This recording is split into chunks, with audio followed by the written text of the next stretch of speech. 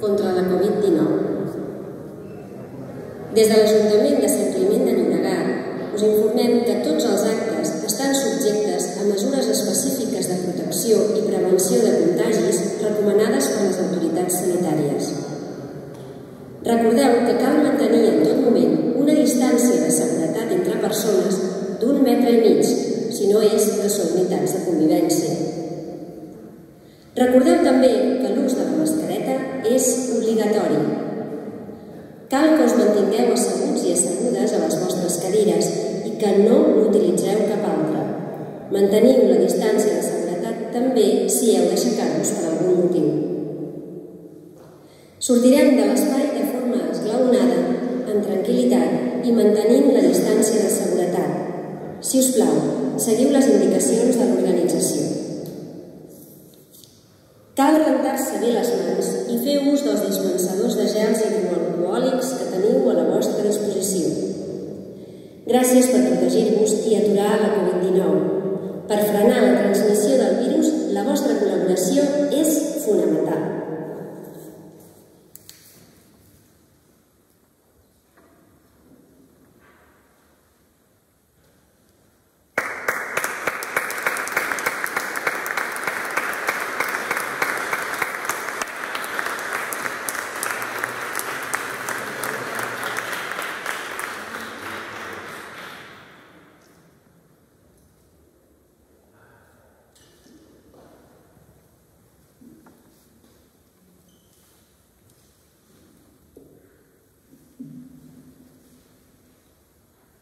La vida seguia el seu ritme, mentre de lluny se sentien les canonades de l'atac final a Barcelona, dimarts 11 de setembre de 1714. A les 7 del matí, davant del rector, un espardenyer i un ferrer es casaven, un jove fadrí de pares desconeguts i Maria Raventós, filla de Maria i del seu difunt marit.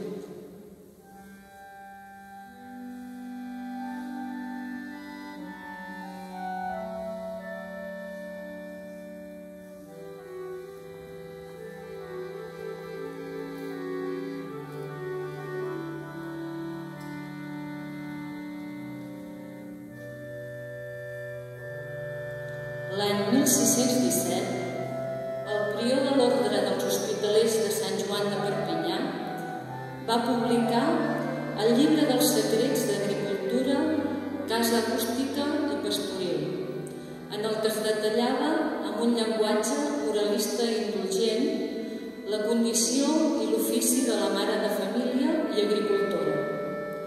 Entre d'altres consells d'exemplaritat i comportament, s'afirmava que la dona havia de ser la primera en aixecar-se i la darrera en anar a dormir, la que havia de tenir cura de la gent gran, de la llar i dels infants, a qui també havia d'ensenyar en el treball. La dona era la que havia de regir la casa, mantenir i tenir cura dels animals, la que s'havia d'ocupar del forn i el celler, de teixir el cànem i el lli.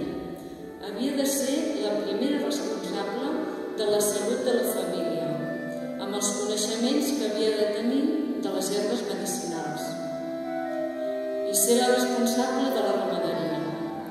També estava al seu càrrec la venda dels excedents i, sobretot, havia de ser la responsable de l'administració de la casa, sempre, esclar, rendint els comptes al seu marit. Tot això sense comptar les feines de la terra en la que havia de participar tan activament com el seu home, sempre, però sense que se li reconegués enlloc. Per això, aquest any, que commemorem el 1050è aniversari de Sant Climent, volem reivindicar el seu lloc, el seu protagonisme i la seva feina en la nostra història.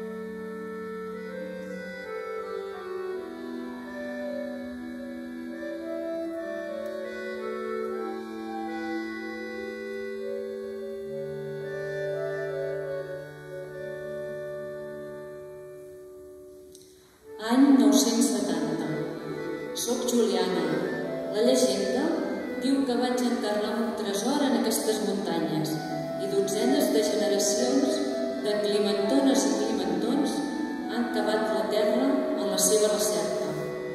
I així van plantar les muntanyes per parir tot el vi, l'oli i la farina que la nostra gent necessitava. La memòria em recorda com la primera dona que va viure en aquestes terres a mitjan del segle X. Però, malauradament, enlloc va quedar escrit que vaig traginar tantes pedres per aixecar el campanar o que vaig arrossegar els bous per llaurar, tant o més que el meu home.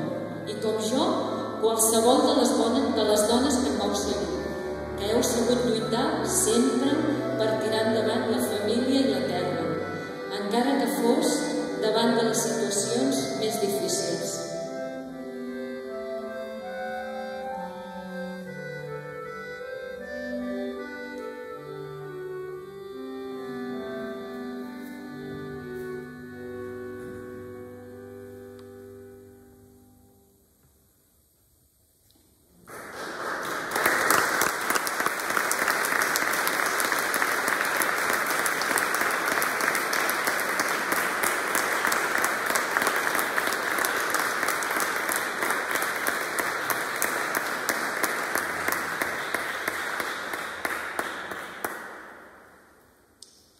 Març de 1177.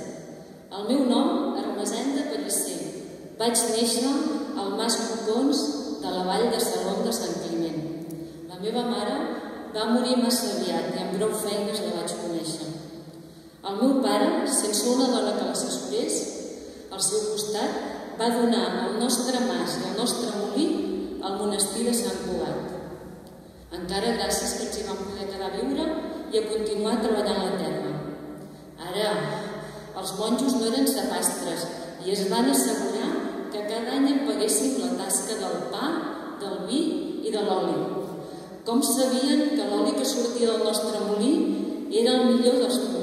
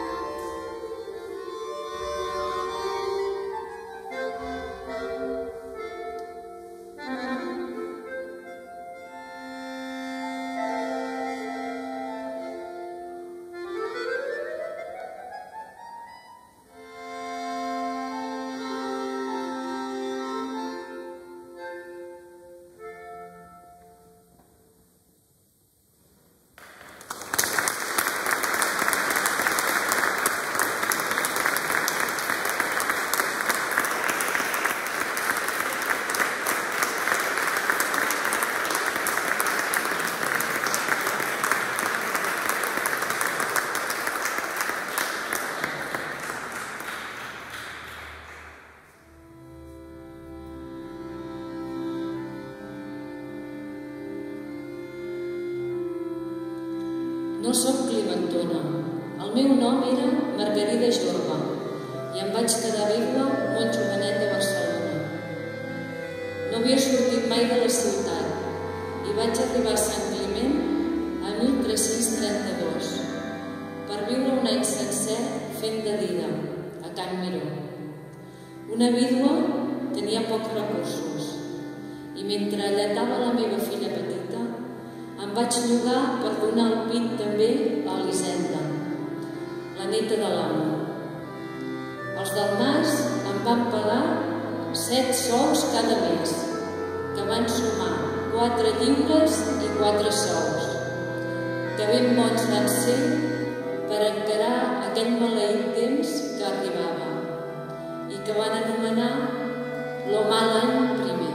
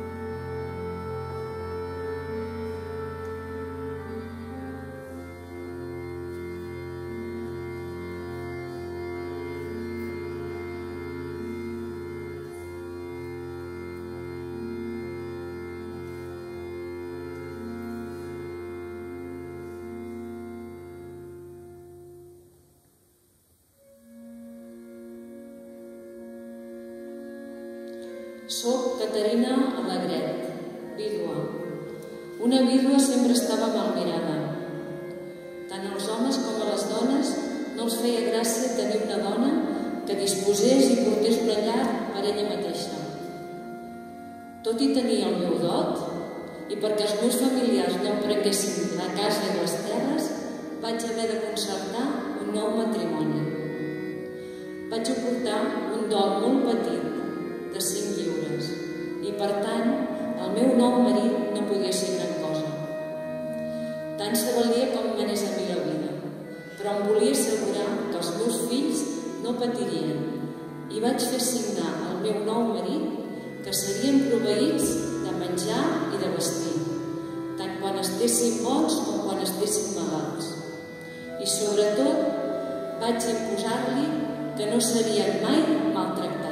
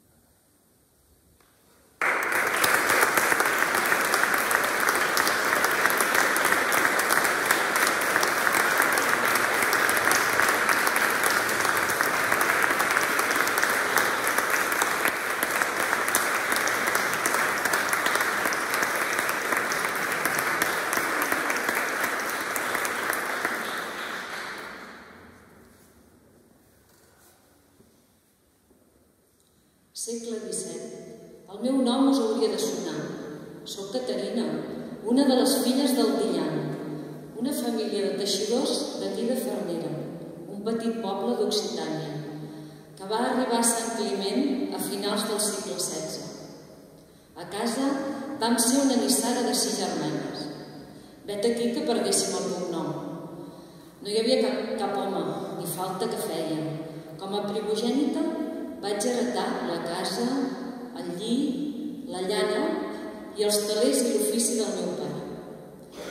Em vaig casar amb un pagès climentor que em va durar pocs anys i vaig fer segones núpcies amb un altre emigrant occità, a qui vaig posar a treballar en el meu taller.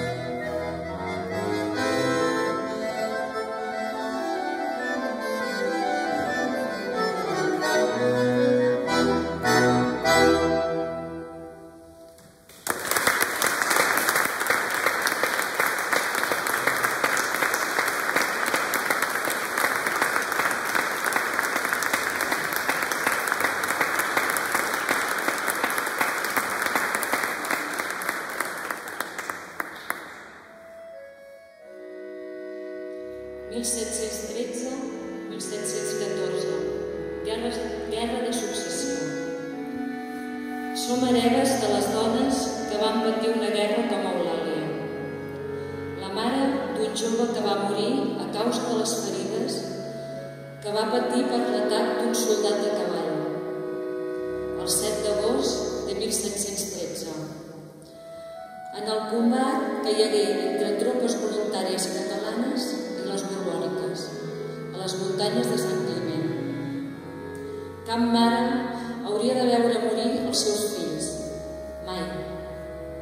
Som les descendents de dones com Maria Ginabrena, una refugiada de l'Hospitalet, que fugia de les tropes que ocupaven el Pla de Barcelona, cercant refugi al nostre poble, on va morir a 1713.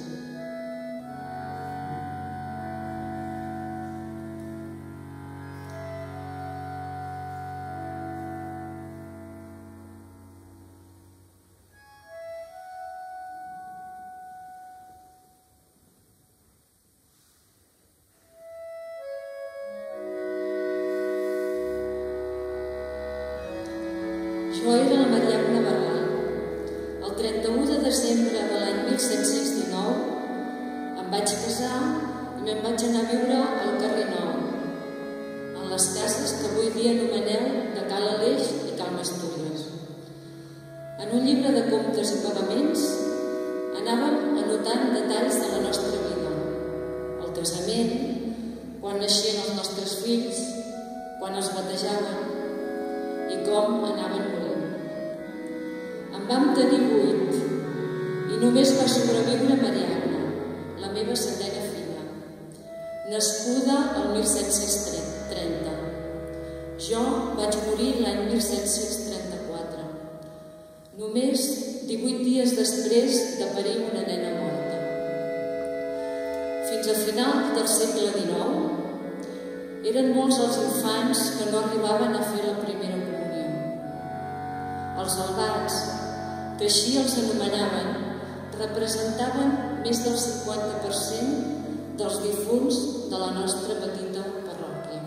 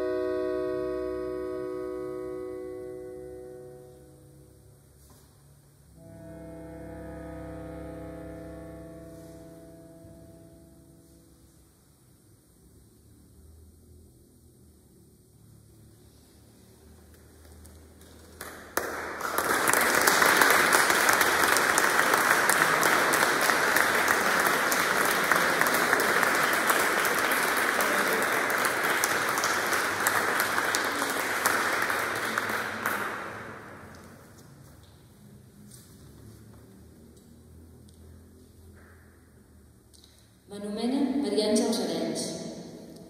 Com a mínim, des de la Guerra de Successió, les Climentones havien parat taula al carrer de l'Hospital de Barcelona el dia 11 de maig per vendre totes les herbes remeieres que ens donava la muntanya: farigola, romaní, camamilla, flor de Sant Joan. Però la maleïda Guerra del Francès va impedir que ho poguessin fer durant molts anys. L'àvia sempre deia que hi havíem de tornar, que vendre herbes per Sant Ponç era de bones climentones. Al final em vaig decidir i l'any 1837, tornant de vendre la menuda, al mercat de Sant Josep de la Boqueria portava un grapat d'herbetes que m'havien sobrat i, sense pensar-m'ho, vaig parar al cove davant de l'Hospital de la Santa Creu i Sant Pau. I de seguida vaig tenir-les totes venudes, mentre recordava als compradors quin dia era i que l'any vinent hi tornaria per recuperar la Fira de Sant Ponç. Dit i fet, l'any 38 hi vam tornar amb la meva germana i des de llavors cada any les Climentones hi hem venut herbes remeieres i Barcelona celebra la Fira com una de les festes més tradicionals i lligada a la terra que tenen al cap i casal.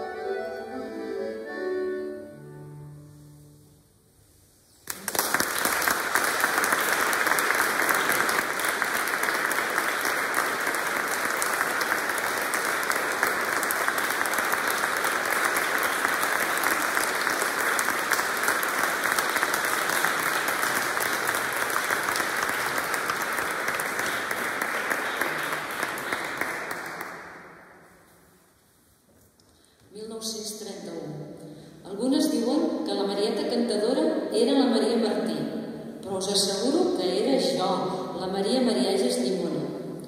Les males llengües van que volen en aquest poble. Vaig néixer al carrer Nou de Sant Climent, filla de la Francesca, una teixidora arribada de Solivella. Vaig tenir 7 fills, però no estic aquí per explicar la meva família, sinó perquè em deien la cantadora. Esclar que m'agradava molt cantar. Sempre, mentre feia puntes, entonava les cançons que de petita m'havia cantat l'àvia. Una vegada va venir a Sant Climent un home que deia que recollia cançons dels pobles i que volia escriure un costumari català. I sé que va anar a veure a la Pepeta Carretera i l'Alberta Ferrer. Després em volia entrevistar a mi, però em feia vergonya, perquè sabia que les veïnes no deixarien de fer córrer tafaneries. Tot i els recels, al final va venir. N'hi vaig cantar més de 30. I vet aquí perquè les veïnes em van posar Marieta la cantadora, tot i la vergonya que em feia. I mentre fèiem puntes negres al carrer, cantàvem i rèiem, fent-se freds del mort i del que el vetlla.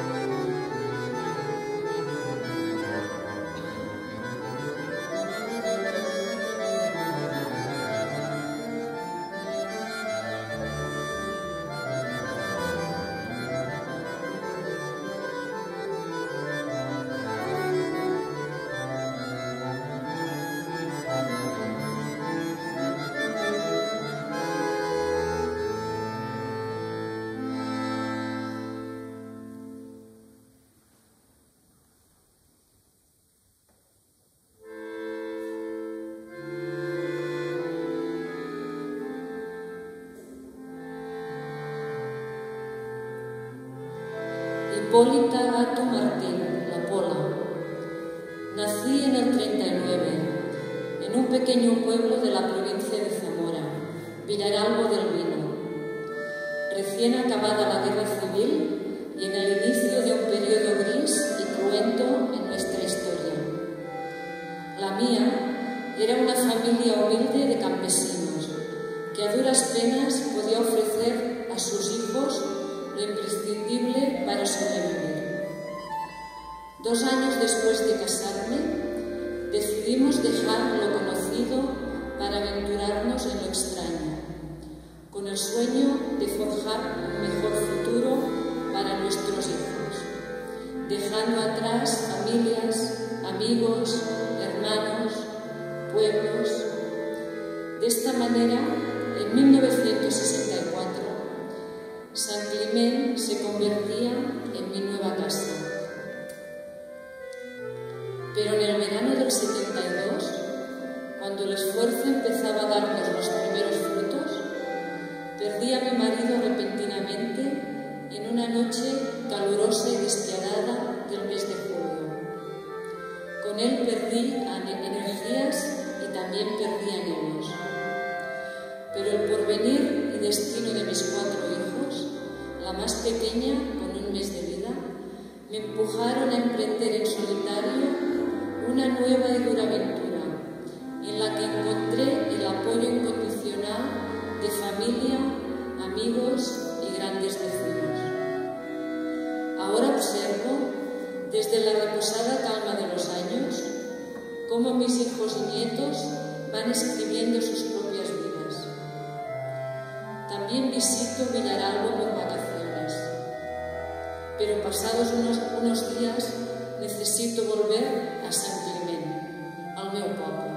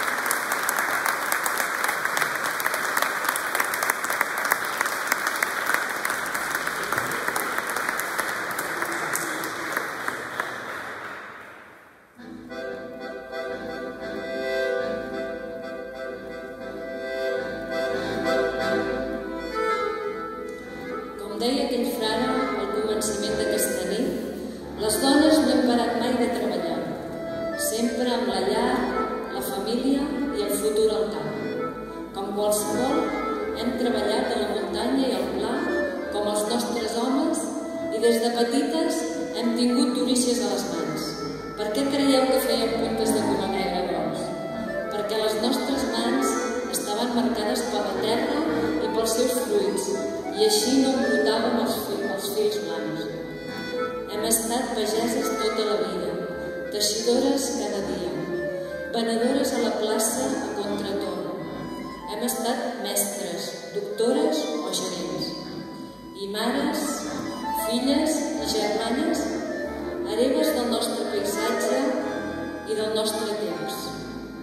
I sobretot, hem estat sempre orgulloses d'haver contribuït a dibuixar les nostres muntanyes i els nostres carrers, com ara